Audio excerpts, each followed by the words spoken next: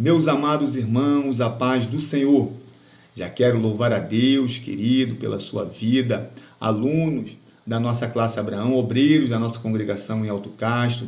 Louvo a Deus também pela sua vida, meu irmão, minha irmã, você que está assistindo esse vídeo, você que recebeu esse vídeo aí através de um link ou de outra maneira, que Deus te abençoe. Sou grato a Deus pela vida do nosso superintendente, presbítero Tomás, e pela vida do nosso pastor Alvani. Espero que todos tenham tido uma noite de descanso abençoada, reparadora, e que a família de cada um dos irmãos esteja sendo guardada pela virtude do Senhor. Querido, nós estamos aqui para mais um estudo devocional orientado pela leitura complementar, que é uma atividade prevista nas lições da revista Betel, da Escola Bíblica Dominical. Há um texto bíblico a ser lido e estudado diariamente, como preparação e aprofundamento para a lição que será ministrada no domingo subsequente. O texto bíblico orientado pela leitura complementar para o estudo de hoje está no primeiro livro do profeta Samuel, no capítulo 15, no verso 22, que diz assim: Porém Samuel disse: Tem porventura o Senhor tanto prazer em holocaustos e sacrifício, como em que se obedeça a palavra do Senhor? Eis que o obedecer é melhor do que o sacrificar, e o atender melhor é do que a gordura de carneiros. Aleluias, louvado seja o nome do Senhor. Meus amados irmãos, nós estamos nos preparando ao longo dessa semana para a lição de número 6, que tem por título Jonas, um alerta para cumprir o chamado de Deus. Ao longo desse trimestre, nós estamos estudando as profecias do Antigo Testamento com ênfase nos profetas menores, né? São 12 os profetas menores. Nós já estudamos o livro do profeta Oséias, o livro do profeta Joel, o livro do profeta Amós, o livro do profeta Obadias, e ao longo dessa semana nós estamos nos debruçando sobre a vida e o ministério do quinto profeta dentre os 12, que é o profeta Jonas. Esse não é o nosso primeiro devocional, nós já falamos bastante coisa sobre a lição, né? Nós vimos que o significado do nome Oséias é pomba, no sentido de mensageiro, né? Aliás, irmãos, ele é o quinto profeta. Nós já sabemos que o significado de Oséias é salvação.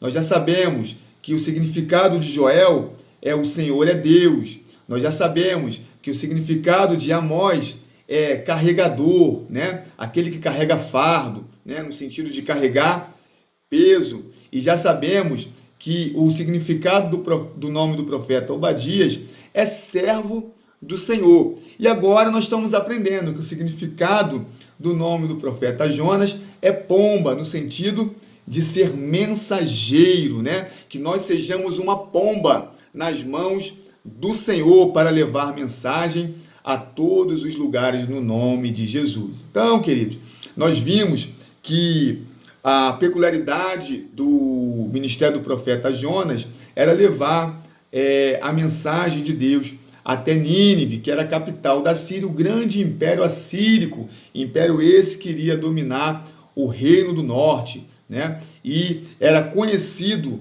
pela sua brutalidade, pela sua crueldade. Vimos também que essa peculiaridade coloca Jonas inserido num grupo juntamente com outros 2 profetas, o profeta Obadias, que nós já estudamos, que levou a mensagem a Edom, e o profeta Naum, que nós iremos estudar, que também levou a mensagem ao Império Assírico, né?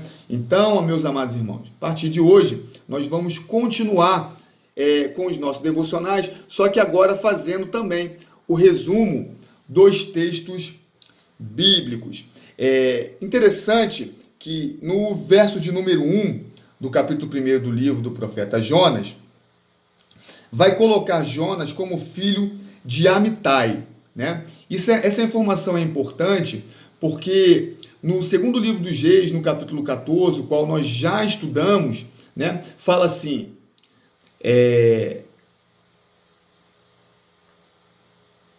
no capítulo 14, no verso 25, fala assim: também este estabeleceu os termos de Israel desde a entrada de Amate até o mar da planície, conforme a palavra do Senhor, Deus de Israel, a qual falara pelo ministério do seu servo Jonas, filho do profeta Amitai, o qual era de Gat-Efer, ou Efer, né?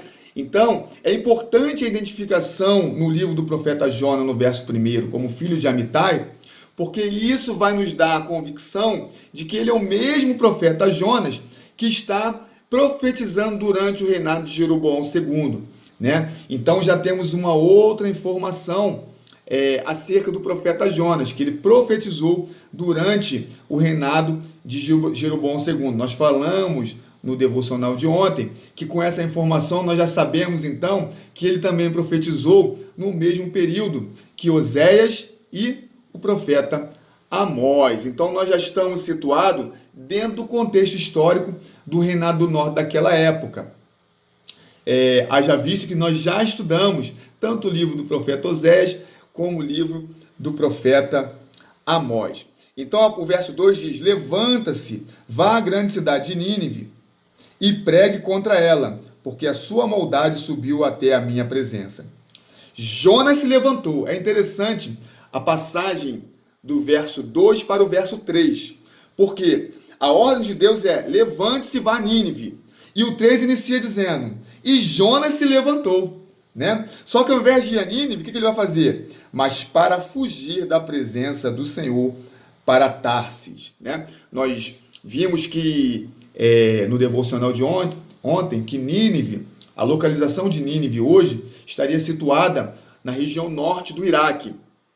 E Tarsis, alguns estudiosos dizem que estaria na região sudoeste da Espanha, né? Então, numa região ali mais próximo do mar, mais litorânea, né? na atual Espanha.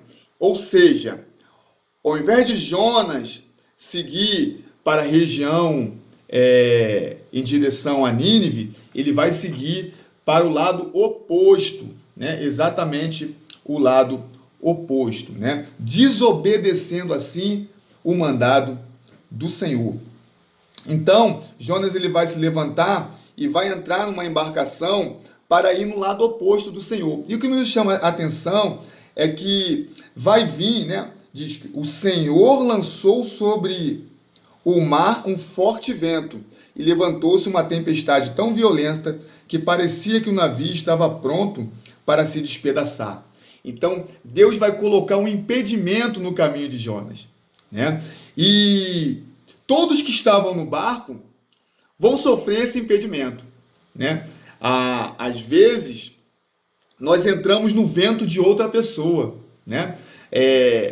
A pessoa está debaixo de desobediência, a pessoa rejeita seguir o caminho do Senhor, né? Mas nós acabamos entrando quando andamos com quem está se desviando do caminho do Senhor. É muito comum, né? Os pais mais antigos, né, ensinavam os seus filhos, né? Aqui em casa minha mãe sempre dizia: cuidado com quem você anda, porque muitas vezes, irmãos, nós entramos, como se diz hoje, né, numa furada, né, porque estamos acompanhando pessoas que não eram para nós estarmos acompanhando, né? O crente, quando vai até uma pessoa que desobedece a Deus, é para convertê-la e não para ser desviado. Então nós temos que vigiar. Então aquela população, aquela tripulação, né, as pessoas que estavam dentro daquela embarcação, vão começar a lançar sorte,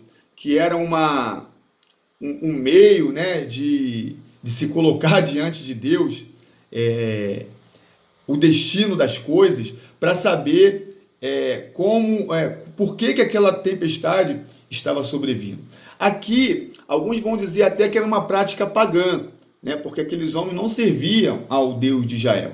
Mas nós vemos também em outras passagens bíblicas homens de Deus lançando sorte para saber qual era a vontade de Deus. Isso é uma cultura hebraica de colocar o destino das coisas diante da presença do Senhor. Não é sorte, irmão. Sempre foi Deus na nossa vida, né?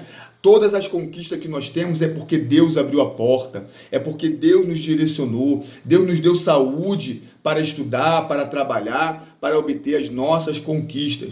Porque se Deus não nos abençoar, nós não temos força nem para sair da cama. Quantas pessoas estão incapazes de levantar do seu leito hoje por conta de uma enfermidade, de uma depressão, mas eu louvo o nome do Senhor que tem nos dado saúde e vida para ir ao nosso trabalho, ir à nossa escola, à nossa faculdade. Isso tudo é dom de Deus. Então, eles vão lançar sorte para saber sobre quem estava aquela maldição daquela tempestade.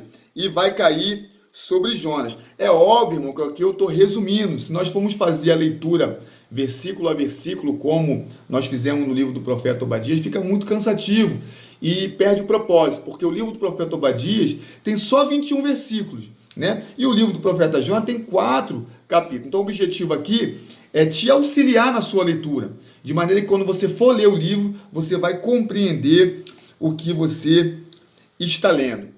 Então, queridos, o que nos chama a atenção é que quando eles descobrem, e o próprio Jonas revela, né, que aquela maldição estava vindo sobre aquela embarcação por conta dele, e pedia para que a tripulação o lançasse ao mar para que cessasse aquele mal, né? E o que nos chama a atenção, que é interessante, é que eles vão se recusar a lançar Jonas, né? Lá no verso 13 diz: em vez disso, os homens remavam, esforçando-se por alcançar a terra, mas não podia, porque o mar ia se tornando cada vez mais tempestuoso contra eles.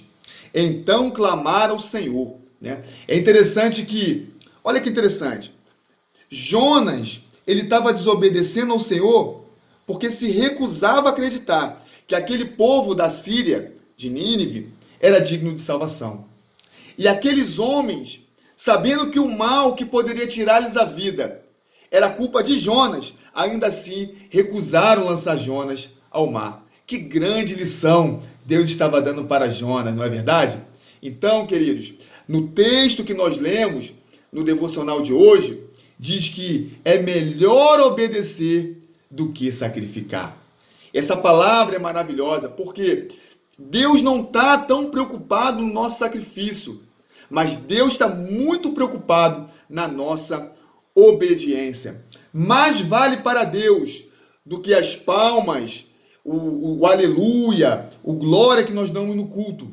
É a nossa conduta de obediência à sua palavra, dentro da nossa casa, no nosso trabalho, na igreja, com os nossos vizinhos, porque isso também glorifica o nome do Senhor. Então, que tal a gente fazer as primeiras coisas sem deixar de fazer as segundas? Que a gente possa dar um glória, um aleluia, apregoar o jejum de arrependimento, né? Fazer as nossas orações, as nossas campanhas, mas também fazer, e principalmente fazer, a obediência à palavra do Senhor. O Senhor Jesus nos ensinou que aquele que o ama, ouve e obedece a sua palavra. Então, queridos, que esta palavra possa trazer alegria ao seu dia, possa trazer vida ao seu dia, e que Deus possa falar tremendamente ao seu coração, né? Para que nós possamos ter misericórdia das pessoas a quem Deus deseja alcançar. A igreja desse tempo precisa tomar um grande cuidado